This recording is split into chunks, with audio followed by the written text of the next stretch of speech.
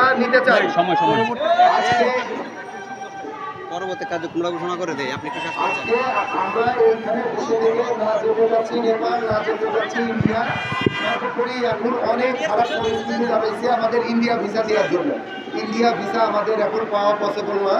India কোনো রকমভাবে visa দিচ্ছে না, যার কারণে আমাদের নেপালে যাওয়া লাগছে, থাইল্যান্ডে যাওয়া লাগছে, মালয়েশিয়া যাওয়া লাগছে।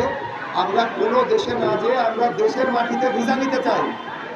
ঠিক ঠিক ঠিক ঠিক একটাই দাবি, আমরা দেশের মাটিতে ভিএফএস অথবা এম্বাসি চাই। আমাদের প্রধান উপদেষ্টার কাছে আমাদের একমাত্র অনুরোধ, আমাদের পরবর্তী কার্যক্রম ঘোষণা করেছে আমাদের আসিফ ভাই।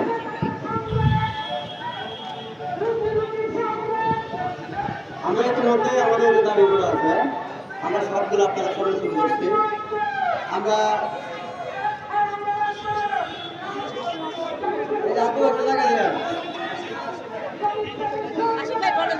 আমরা আমাদের কার্যক্রমের জন্য আমরা সম্বোধনের সময় আমাদের মাননীয় পররাষ্ট্র উপদেষ্টা